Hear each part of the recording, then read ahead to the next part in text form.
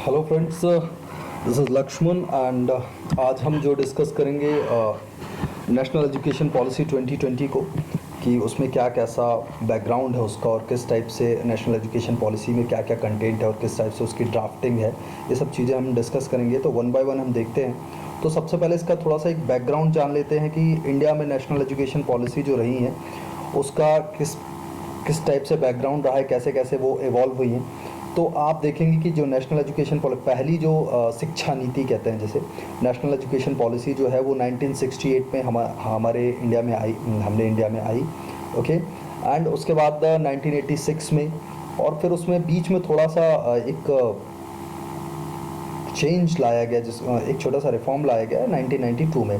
बीच बीच में आप देखेंगे छोटे छोटे रिफॉर्म्स आते रहे। 2005 में जैसे आप 2005 में आप देखेंगे जो एक NCF आया था, एक नया फ्रेमवर्क आया था जिसके अंदर आपने देखा होगा NCERTs वगैरह, बुक्स वगैरह और थोड़ा सा करिकुलम्स चेंजेस आए थे। ओके, और फिर RT वगैरह जो राइट टू एजुकेशन, इस टाइप के छोटे छोटे रिफॉर्म्स आते रहे। लेकिन एक जो मेजर चेंज हुआ है पॉलिसी का वो 34 इयर्स के बाद अभी हुआ है, मतलब 2020 में हुआ है। तो हम इसका थोड़ा सा एक बैकग्राउंड जान लेते हैं कि किस टाइप से ये आई है, पॉलिसी आई है।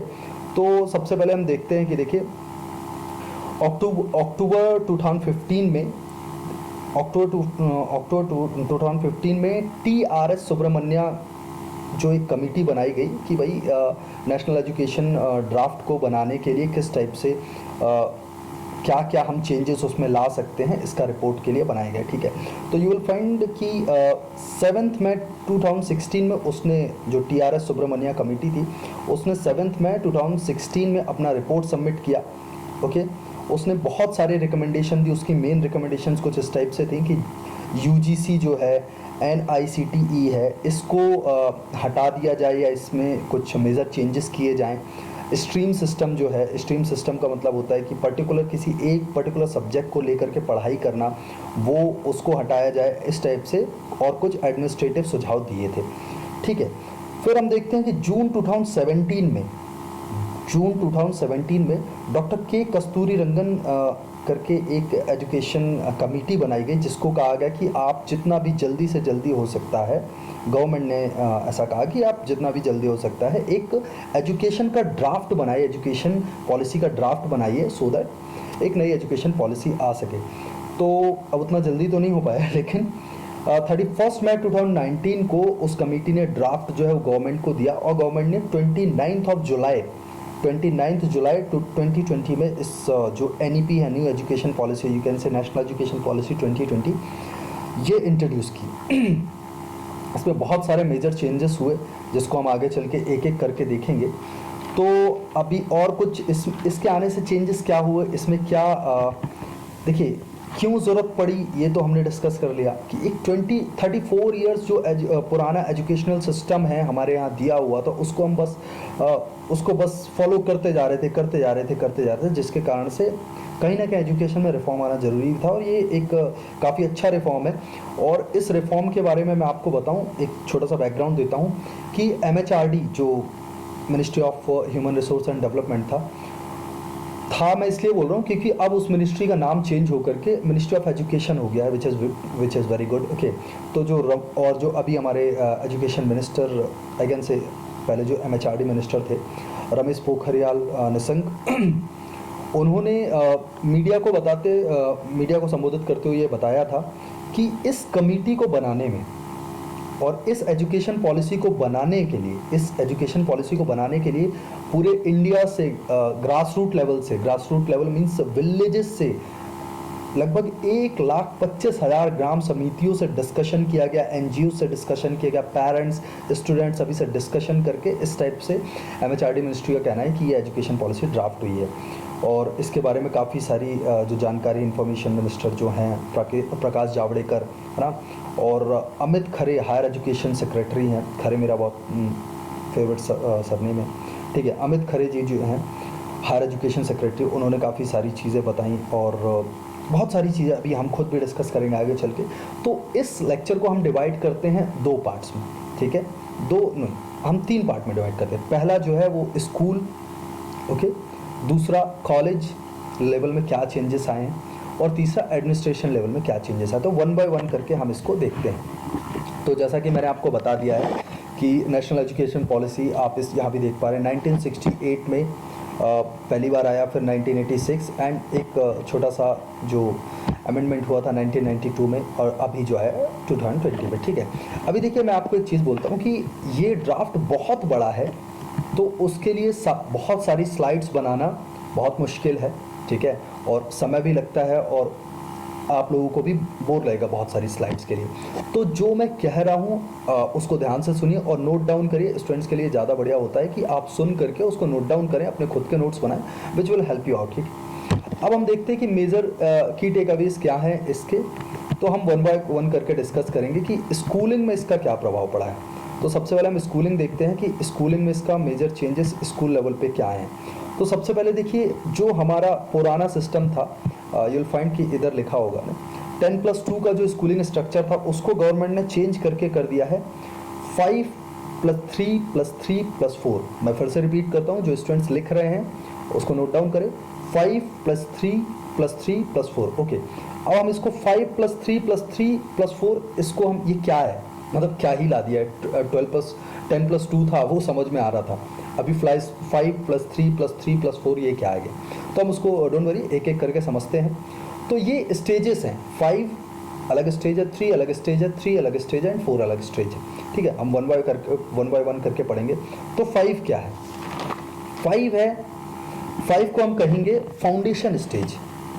फाउंडेशन स्टेज में 5 साल लिए गए हैं, जिसमें 3 यहाँ पर लिखा भी आप देख रहे हैं, एज जो रहेगी 3 साल से 8 साल तक का बच्चा उसमें फाउंडेशन स्टेज में आएगा, जिसके अंदर क्या करेंगे, जो स्टार्टिंग के 3 इयर्स होंगे, इस फाउंडेशन स्टेज के स्टार्टिंग के जो 3 इयर्स होंगे वो बच्चा मतलब प्ले स्कूल रहेगा। जैसे गवर्नमेंट स्कूल में आंगनबाड़ी, नर्सरी, प्ले, इस टाइप का जो रहता है, जिसमें बच्चे जाते हैं, खेलते हैं, जो उनकी मर्जी रहती है वो करते हैं, इस टाइप का। ओके, और जो अगले 2 साल होंगे वो class first and class second पढ़ेगा वो।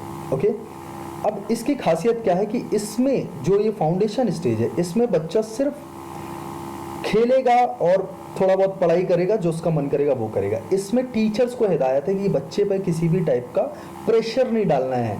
एग्जाम, जो एग्जाम का प्रेशर होता है ना, बच्चा पास होगा, इस टाइप का प्रेशर नहीं डालना। ओके, तो इसमें सबसे बढ़िया किया गया है, फाउंडेशन स्टेज में कोई भी किसी भी टाइप का एग्जाम नहीं होगा, which is very good thing. छोटे बच्चे पर एग्जाम का कोई प्रेशर नहीं होगा। तो फाउंडेशन स्टेज में देखिए एग्जाम नहीं होगा। ओके, तो पहला 3 साल जो होगा वो प्ले का होगा एंड जो उसके बाद के 2 साल होंगे class first and class second. दूसरा आप देख रहे हैं जो प्रिपरेटरी जो स्टेज है वो 3 साल की स्टेज है, 5 वाला हो गया, अब 3। तो उसमें प्रिपरेटरी स्टेज में यू विल फाइंड कि क्लास सेकेंड तक तो बच्चा पढ़ गया फाउंडेशन स्टेज में, अब बच्चा पढ़ाई करेगा 3 to 5th, class 3rd to 5th। Okay, इसमें क्या है, इसकी खासियत क्या है, तो इसकी खासियत है इसमें बच्चा एक्टिविटीज़ एंड स्टडीज़ दोनों पर ध्यान देगा। ओके, प्रिपरेटरी में बच्चा अपनी स्टडीज़ एंड एक्टिविटीज़ मतलब प्ले अलॉन्ग विद स्टडीज़, है ना, ये सब चीज़ों पर ध्यान देगा। अब इसमें एक खासियत और है कि इसमें इंग्लिश, जो हमारे यहाँ एक दौड़ा भागी रहती थी, छोटे बच्चों को इंग्लिश सीखो, इंग्लिश, इस टाइप की चीज़ें हटा दी गई हैं, है ना, हटा दी गई मतलब अबॉलिश नहीं कर दी गई हैं, लेकिन एक इंग्लिश बस एक सब्जेक्ट रहेगा। अभी इसमें एजुकेशन जो है वो आपकी मदर टंग नेशनल लैंग्वेज में या तो रीजनल लैंग्वेज में। फॉर एग्जांपल वेस्ट बंगाल का कोई 3rd to 5th का बच्चा है तो वो बंगाली में भी पढ़ाई मतलब बंगला में भी पढ़ाई कर सकता है, और चाहे वो अपनी नेशनल लैंग्वेज हिंदी में पढ़ाई कर सकता है। लेकिन उसका मतलब ये नहीं है कि वो मैंडेटरी है। गवर्नमेंट ने उसमें ऐसा कोई क्लॉज नहीं डाला है इस ड्राफ्ट में कि वो मैंडेटरी है। ठीक है, ऐसी चीज़ है। अब उसके आगे हम आते हैं, तो उसके आगे यू विल फाइंड 5+3+3। तो जो दूसरा 3 है that is what, middle stage, मतलब एज ऑफ 11 से लेकर 14 तक। तो एज ऑफ 11 से लेकर 14 तक बच्चा कौन सी क्लास पढ़ेगा, कोई स्टूडेंट जो रहेगा, स्टूडेंट 6 to 8 तक पढ़ाई करेगा। ओके, अब इसमें थोड़े से बढ़िया चीज़ें आई हैं, जैसे कि ये मुझे बहुत अच्छा लगा इस ड्राफ्ट का कि इसमें कंप्यूटर कोडिंग, इसमें जो है कंप्यूटर कोडिंग बच्चे को सिखाई जाएगी। वोकेशनल ट्रेनिंग के भी इसमें क्लॉजेज हैं, टेक्निकल ट्रेनिंग के भी क्लॉजेज हैं, माइनर टेक्निकल ट्रेनिंग के, मैथ, साइंस, ह्यूमनिस्टिक सब्जेक्ट्स है ना, और आर्ट्स वगैरह ये सब बच्चा पढ़ेगा। इसमें बच्चे को ये सब सिखाया जाएगा। ओके, अब इसमें कंप्यूटर कोडिंग सिखाई जाएगी, तो ये बहुत बढ़िया चीज़ है। और इसमें बहुत अच्छी बात ये है कि क्लास 6 से 8 के बीच का जो स्टूडेंट होता है वो अपने जो उसका फील्ड ऑफ इंटरेस्ट होगा उसमें इंटर्नशिप भी कर सकता है। फॉर एन एग्जांपल, किसी बच्चे को कोडिंग में बहुत इंटरेस्ट है, कंप्यूटर कोडिंग में, तो वो बच्चा किसी सॉफ्टवेयर कंपनी में इसी दौरान, स्कूलिंग के दौरान ही इंटर्नशिप भी ज्वाइन कर सकता है। ठीक है, इस टाइप की चीज़ है।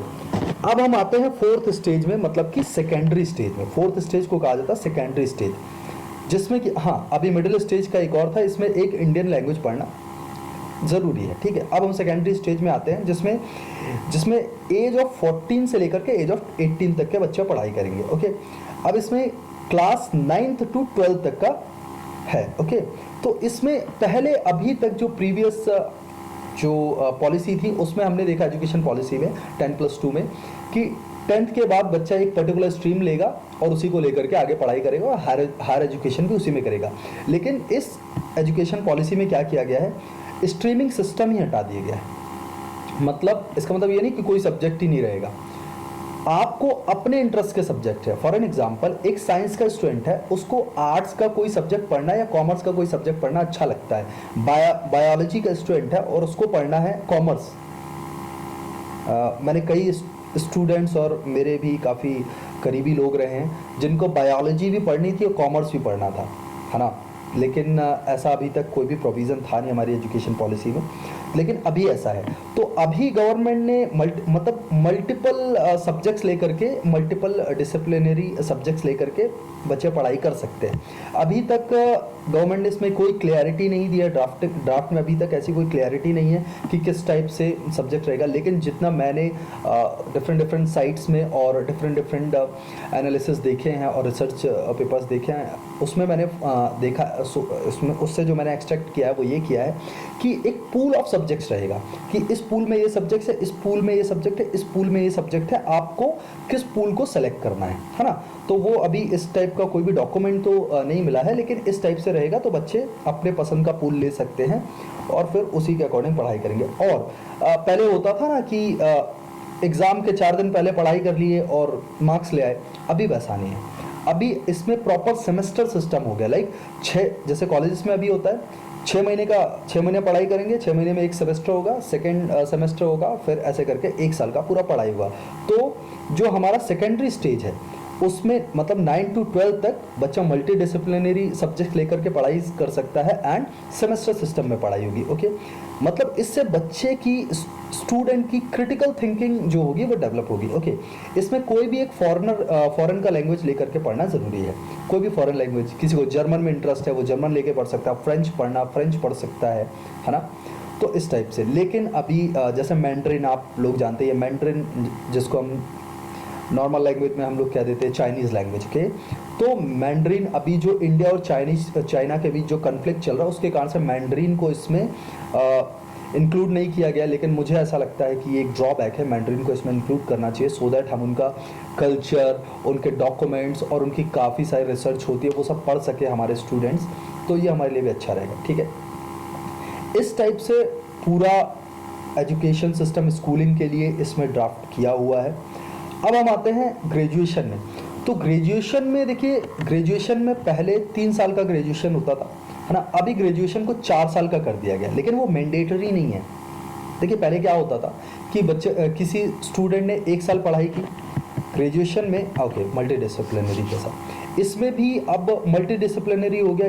इट मीन्स पहले हम करते हैं BA bachelor of arts, BCom bachelor of commerce, BCom BSc, ये सब अब मल्टी डिसिप्लिनरी हो गया। इसका मतलब क्या है, स्ट्रीमिंग सिस्टम ही हटा गया। पर्टिकुलर सब्जेक्ट को आप नहीं पढ़ रहे हो, आप अपने जो इंटरेस्ट है उन सब्जेक्ट्स को पढ़ रहे हो, है ना।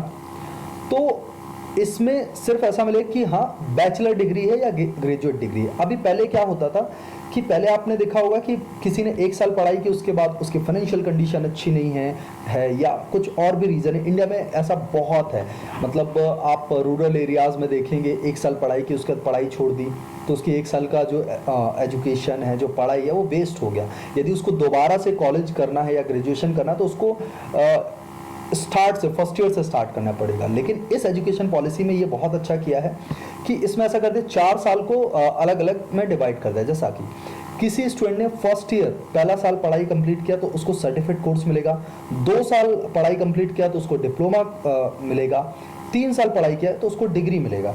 एंड यदि वो चौथा साल अपना कंप्लीट करता है तो उसको रिसर्च सर्टिफिकेट भी साथ में मिलेगा, है ना। इस टाइप से पूरा एक जो बैचलर प्रोग्राम है उसको इस टाइप से बनाया गया है, ठीक है। तो फर्स्ट ईयर सर्टिफिकेट, 2 साल कंप्लीट किए तो डिप्लोमा, 3 साल कंप्लीट किए तो डिग्री एंड चौथा साल कंप्लीट किया तो रिसर्च। अभी देखिए इसका बहुत अच्छा है, फॉर एन एग्जाम्पल इसमें बहुत अच्छी चीज़ एक मतलब ऐड की गई है आई कैन से। आप लोगों ने सुना होगा, पहले जॉब्स में आप लोग सुनते होंगे कि मैंने सबस्टिकल गैप ले लिया है, सबस्टिकल लीव ले ली है ना। उसका मतलब क्या होता है, सबस्टिकल मीनिंग क्या होता है वो समझाता हूँ मैं। It means for an example कि मैंने 1 साल पढ़ाई की, ओके, एज अ स्टूडेंट मैंने 1 साल पढ़ाई की और सर्टिफिकेट कोर्स किया, 1 साल किया और मेरा फाइनेंशियल कंडीशन, मुझे फाइनेंशियल क्राइसिस आ गया और मैंने छोड़ दिया पढ़ाई, तो ये मेरा सबस्टिकल गैप हो जाएगा, ओके। मतलब कि जब मैं दोबारा पढ़ाई स्टार्ट करूंगा, ग्रेजुएशन में आऊंगा तो मुझे फर्स्ट ईयर नहीं पढ़ना पड़ेगा, मेरा सर्टिफिकेट कोर्स पहले से हो गया, मैं दूसरे सेकेंड ईयर से पढ़ाई स्टार्ट करूंगा। तो ये एक बहुत अच्छा इस ड्राफ्ट में बहुत अच्छा ये पॉलिसी है, तो ये काफ़ी अच्छी चीज़ है।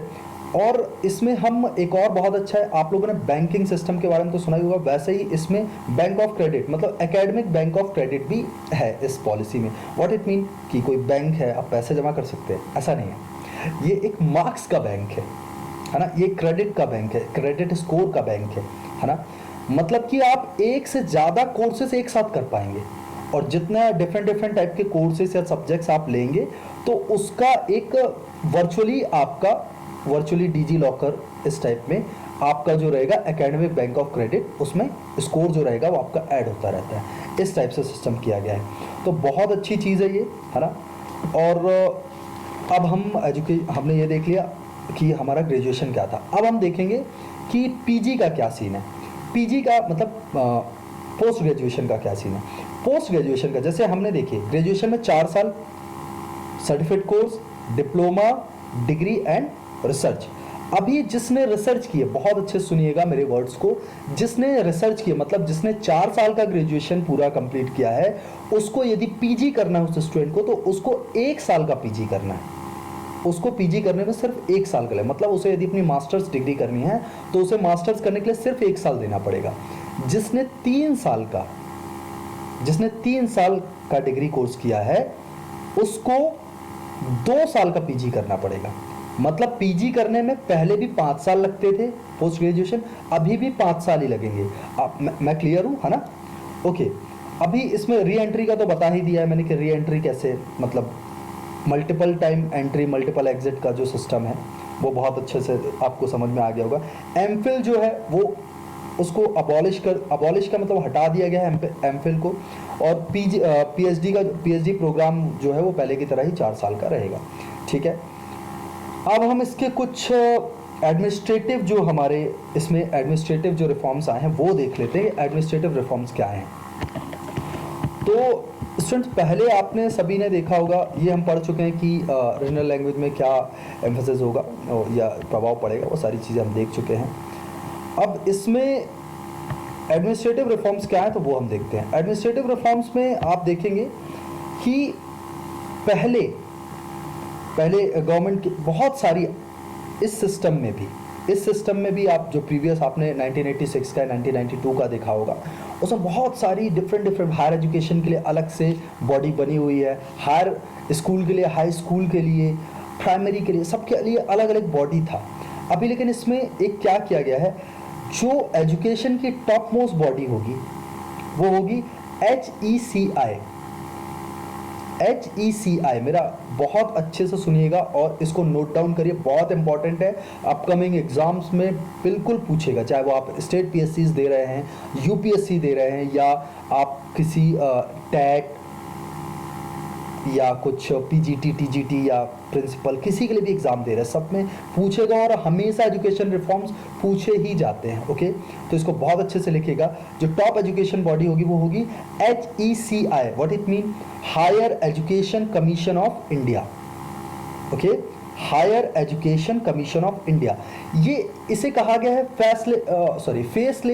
फेसलेस ऑर्गेनाइजेशन, जिसका फेस नहीं है, इस ऑर्गेनाइजेशन का फेस नहीं है। ओके, लेकिन ये वर्चुअली सबको देखेगी और सबको रेगुलेट करेगी। अब इस बॉडी में, इस ऑर्गेनाइजेशन में, HECI में, मतलब कि higher education commission of India में 4 ऑटोनमस बॉडी हैं। पहली, नोट डाउन इट, पहली national higher education regulatory council, national higher education regulatory council, NHERC, ठीक है, NHERC, national higher education regulatory council. Second, general education curriculum, general education curriculum, GEC, okay, and third one is HEGC, what it mean? Higher education grants commission. Okay, fourth one is national accreditation council. Okay, अब national accreditation का तो मतलब आपको पता ही है ना, कि जो मान्यता वगैरह ये सब देते होते हैं, है ना। तो आप इन चारों बॉडीज को बहुत अच्छे से याद कर लीजिए, है ना। बिल्कुल सारे एग्जाम से पूछा जा सकता है कि किस बॉडी का क्या काम है। तो नाम से ही पता चल रहा है, जो पहला बॉडी है national higher education regulatory authority, ये क्या करेगी? रेगुलेशंस रहेंगे, जो भी रेगुलेशंस रहेंगे उनको लेकर के अपने नियामक जिनको बोलते हैं, जो नियामक जिन्हें कहा जाता है हिंदी में, नियामक को लेकर के ये काउंसिल है, उसका काम है।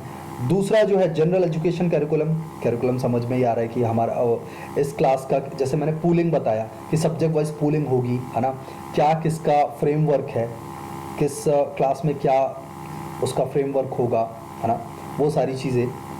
दूसरा है हायर एजुकेशन ग्रांट कमीशन। तो देखिए पहले जो बॉडी हुआ करती थी UGC, ओके, और टेक्निकल एजुकेशन के लिए होती थी NICTC, है ना, सिटी, ये जो होती थी, इन सबको अबॉलिश कर दिया गया है। तो मतलब इनको दोनों को मर्ज करके क्या किया जाएगा, जो एक सिंगल बॉडी बनाई जाएगी।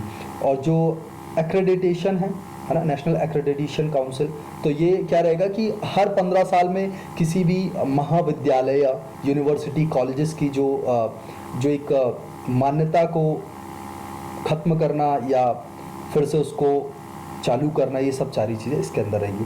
तो ये सब सारी चीज़ें थी। आई होप आप लोगों को बहुत अच्छे से समझ में आया होगा।